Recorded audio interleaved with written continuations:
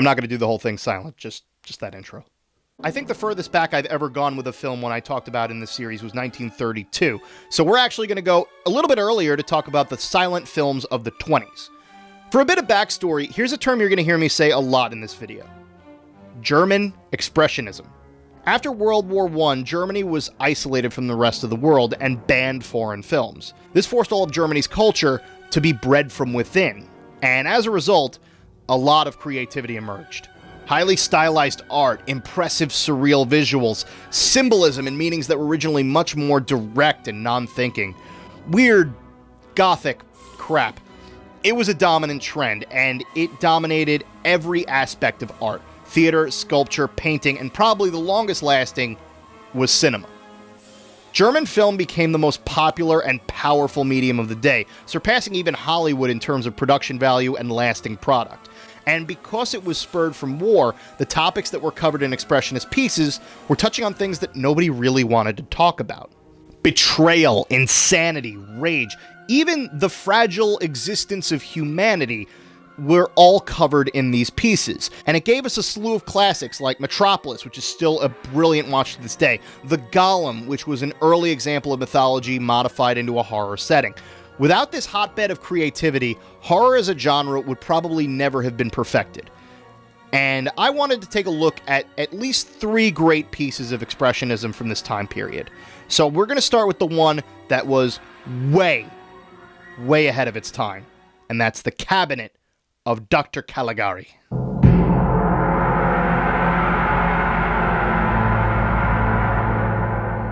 A man named Francis tells the story of how he and his fiancée were tortured by the appearance of a disturbing carnival showman named Dr. Caligari. In his act, Caligari shows a man named Cesar who has slept for 23 years, only coming awake at the call of his master. Caligari uses the sleepwalker to kill several people, later revealing that he is in fact the director of a mental institution nearby. He is channeling the work of a mythical man also named Caligari, who also used somnambulists to commit acts of horror, only to end up being caught for his actions and becoming the inmate in his own asylum. Sort of. One of the things that I found most enjoyable while watching silent films is trying to find music that I love and putting it in the background to see if it fits. So for this one, maybe put Rob Zombie's Living Dead Girl. I'll explain why later. Who is this irresistible creature who has an insatiable love for the dead? The Cabinet of Dr. Caligari is so brilliant for its time, especially since it came from nothing. It wasn't an adaptation of a stage play, it wasn't a short story, it was just a screenplay that made it to the final stages and was unbelievably chaotic. It's separated into acts that show off different aspects of the story, all rolling into one brilliant conclusion. And the idea that it works off of is a pretty original one. The story of a sleepwalker being controlled by somebody as a tool of murder is surprisingly fresh at this point in history, and I haven't really seen many other movies or shows that have used the idea as well. It allows us for a few moments of violence, some brilliant facial expressions and scares, and most importantly, it paints a clear picture on who the monster is when it all comes down to it.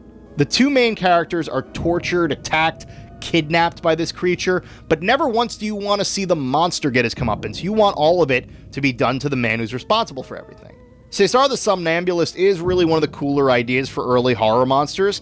He's a sleepwalker who only awakens from his slumber to put on a show for the audience or at his master's bidding perform horrifying acts of murder. The reveal of the cabinet itself, which is really just a large coffin that the man's kept in, is probably one of the most lasting images of the film. The full presentation of the act is shown in real time, and Caligari himself is a fantastic showman, and even without sound, you can really find yourself getting sucked into the performance. The makeup for Cesar is really great, showing off not only the tired facial muscles, but also those wild eyes that stare angrily into the distance. In the act, he's portrayed as basically a living corpse, and the actor, Conrad Veidt, gives such an amazing performance with so little to work with. In an era of film where everyone overacted and facial expressions were big, Veidt was undoubtedly one of the best.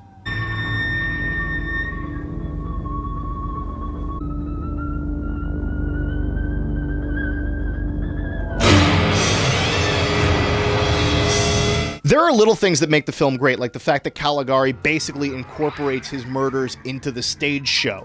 telling a man that he will die by dawn, then having Caesar break into his house and stab him to death. The twist that Caligari is really the director of the asylum is really well done, and I love the shocked expressions by everybody when they really make this scene happen.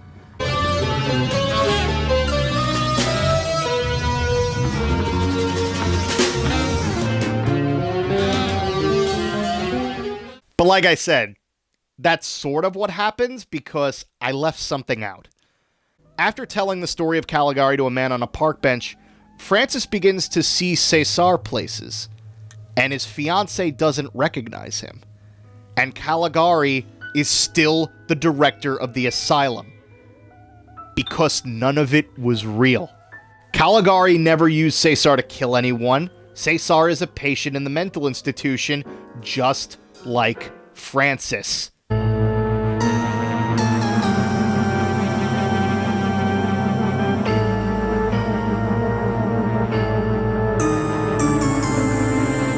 And so in 1920, the world was given its very first twist ending.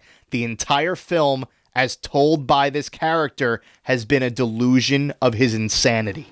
This is why in the dream, Caligari is constantly trying to control and manipulate people, including the real Caesar, who's shown to be just another inmate. This also explains why all of the sets look so off. Why even simple pieces like apartments and alleyways were distorted and oddly scaled. Because it's all taking place inside of a tortured mind that's not accurately showing reality. And this is so in-depth of an idea to be put on screen in the 1920s, which is probably why it worked so well. It's one of the films that really helped develop the idea of dream sequences and flashbacks as not only spectacles to entertain the audience, but plot points. And it adds layers to a story that naturally makes it a thrill to watch repeatedly and see what you missed the first time around. Like I've said, what makes a horror film good to great is how many times you can see it and still be scared by it and entertained by it. And this one has got replayability for days. And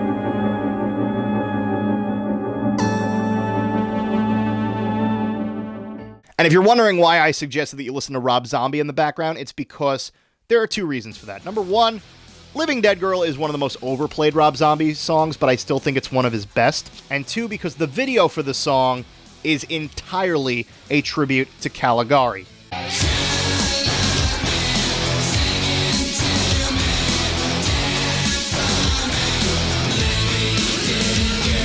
It goes from set piece to set piece, replaying the first half of the film to almost stunning accuracy side by side. It does admittedly lose a few things in translation if you haven't seen the film, like his recreation of Caligari's unveiling of the poster is less a, "You will not believe the monster that lurks behind the curtain," and it's more like Rob Zombie just going, "Check out how hot my wife is." Now, by this time, monster movies in their purest essence had been around for a few years with only a few real story-driven successes. There were the 1910 versions of Frankenstein, a very early 4-act version of Dr. Jekyll and Mr. Hyde, but never anything that really expanded upon the medium. They were really just there to showcase the awe and shock of film without giving much substance. But in Germany in 1922, we were introduced to the world's first vampire film, Nosferatu. Nosferatu! And if you only know the name of this movie because of SpongeBob, I am glad to tell you that it actually means a lot more.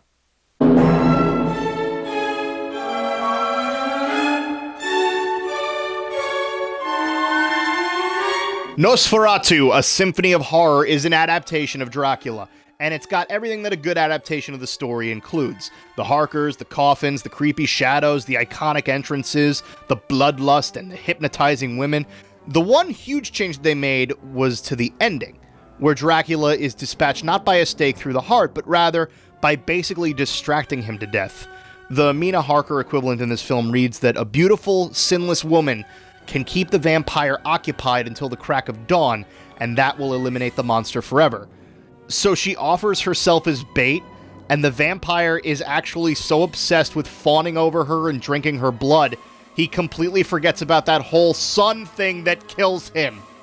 I just love that she read A Beautiful Sinless Woman and was like, yep, that's me. You think very highly of yourself, don't you, Harker? All right, she is a very pretty lady, I'll give her that. Now, Nosferatu was an unauthorized telling of Dracula, so they changed around some of the names and the characters to avoid copyright issues. So, Count Dracula becomes Count Orlok. The Harkers become the Hutters. And rather than saying the word vampire, they use the word Nosferatu, which derives from a Hungarian word that translates to something close to the repugnant one or the unclean spirit. Still works.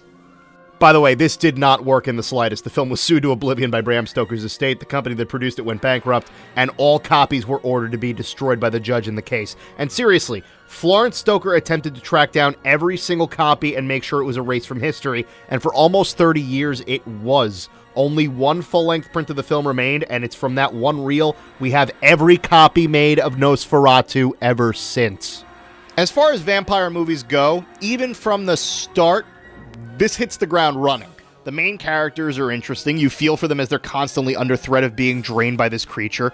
The settings are dark and mysterious, with Orlok's castle being a great example of elaborate early stage design, with multiple layers and forms and brilliantly done shadows. Whereas other art forms thought to use more light and color, and that would make the picture more impressive, these ones tended to focus more on what you don't see in the dark. The shadows are almost their own separate character here, with one of the most iconic scenes of the film being the shadow of Orlok ascending the staircase. It's so well shot because the actor is practically non-existent, just the shadow. It is a beautiful image that they managed to capture, and when you actually see Count Orlok on screen, he lives up to the reputation.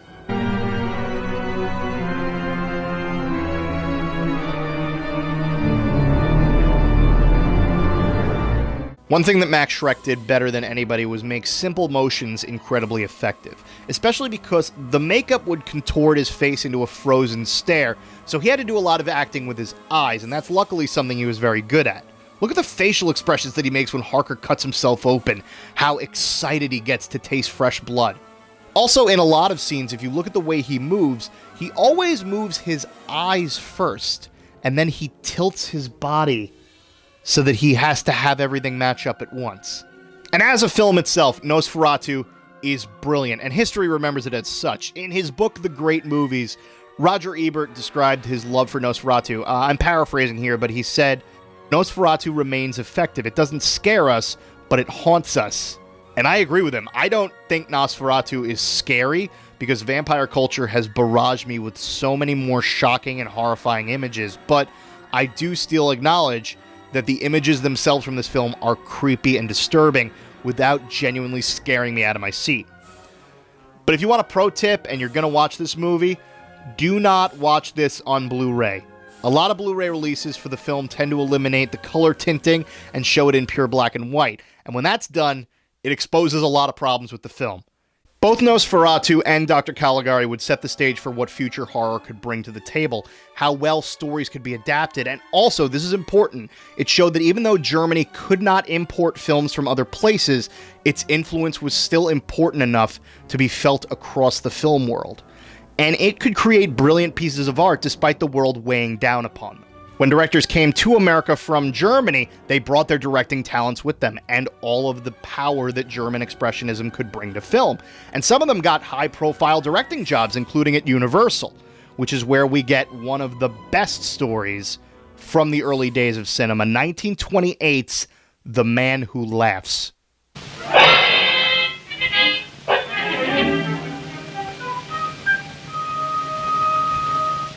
The Man Who Laughs was directed by Paul Linney, and it was adapted by a short story from Victor Hugo, the man behind Les Miserables, Hunchback of Notre Dame, and basically everything else that's depressing and long in French.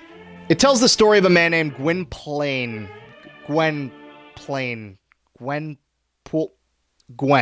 I'm going to call him Gwen. He was disfigured as a child, and his face permanently contorts into a terrifying grin.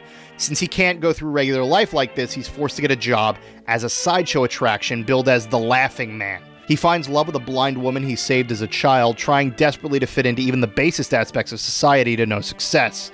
It's revealed through the course of the film, though, that he is actually the heir to a lordship, and he's promised a seat in the court if he marries a particular duchess. He turns her away, denies the crown, lashes out at Parliament, and runs off with the woman.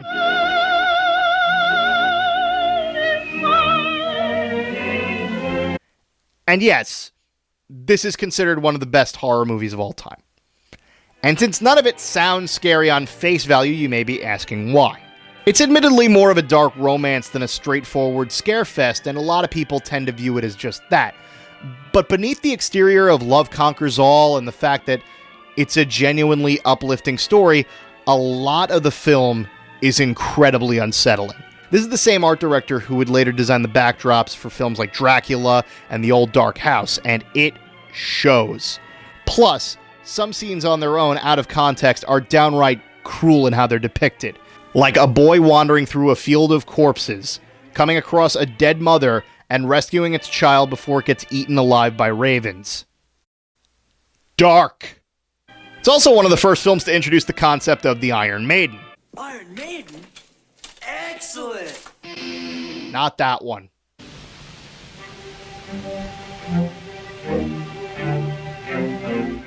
Bogus. But the real reason that this is so highly regarded as an early horror masterpiece is because of the Laughing Man himself. I mean, look at this.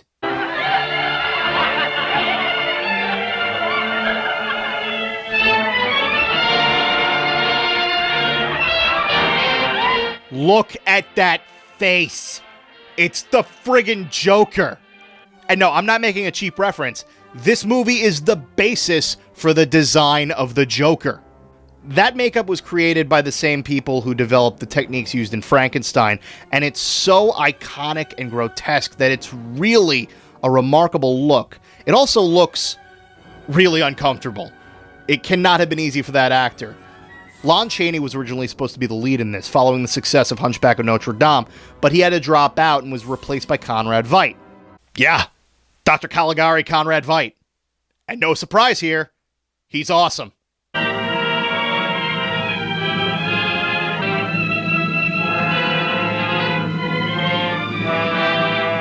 Despite the constant grin and the smiling facade, you can still see the pain and the sorrow behind his lips, which cannot be easy to pull off. Apparently, during filming of the scene where he's talking to the House of Lords, all the extras broke character to applaud his part. That's pretty awesome. In fact, there was a huge argument over whether or not the film should have been produced as a silent film, because sound had just been introduced in film the year before. And it really came down to the fact that with the hooks and the mouth guard in place for Veidt's makeup, he couldn't talk. If they had tried to get dialogue out of him, this film would have been a disaster. But aside from Veidt, most of the other characters are great in this too. I love the blind love interest, Dea. Also, it's fitting for the story that someone who can't actually see him as the Laughing Man is the only person to take him seriously as a human being. There's also the Jester of the King, who acts as sort of a manipulator behind the aristocracy. He's really campy and fun to watch in every scene that he's in. Hey, just going door to door, seeing if you need any evil. You good? And there's also the Duchess, played by Olga Baklanova. She plays her part very well, and just like her role in Freaks, she is a wicked seductress out to gain a freak show performer's inheritance, despite the fact that she does not love him.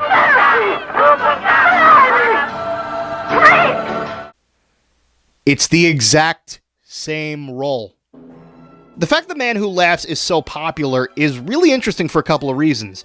It's an incredibly unconventional story to tell in the early days of cinema. It managed to weave together a nice blend of horror, fantasy, romance, a small amount of swashbuckling, and a happy ending all in one piece.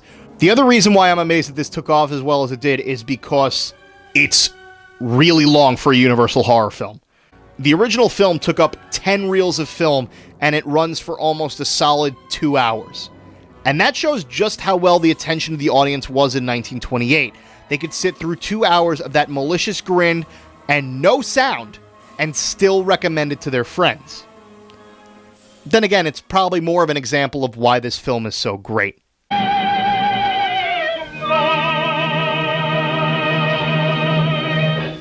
Now, obviously, there are other examples of this type of horror that came out around the same time and used the same type of themes, but these are the most prominently talked about, and for good reason. They're a nice snapshot into an art movement that had a lasting effect on pretty much the entire world after all was said and done. shades of German Expressionism can be seen in many directors' signature designs, like Orson Welles' use of shadows and sets, and Alfred Hitchcock's dramatic reveals and eerie set designs. If you look for the most modern example of how this type of art design and filmmaking has influenced a film director, look at literally anything made by Tim Burton. Look at the set designs for The Nightmare Before Christmas, Beetlejuice, basically any warped version of his own reality. You could tell that Burton was a student and a celebrator of the style introduced in the German Expressionist films. Now, silent horror isn't limited to just Germany, of course. There were many brilliant examples throughout the landscape of the early days of the medium. My favorites are the original Universal monsters, such as Phantom of the Opera and Dr. Jekyll, the Danish masterpiece Haxan, which is not only the first film to tackle witchcraft in full, but also is presented in a semi-dramatized documentary form. If you want more info on that film, check out the review that Owen Citizen did, because it is brilliant and he sums up every aspect of the film better than I ever could without having to say a word. Because most of the films that I talked about today are from the 1920s, a lot of them fall into the public domain, and you can find copies of them floating around on YouTube right now. And whenever people tell you that horror may have been better in the old days and how new movies don't have the same flair and subtlety that they used to, you can feel free to agree, but just keep in mind, it's not so much that the new films are bad, it's that even from the start, they had a ton to live up to.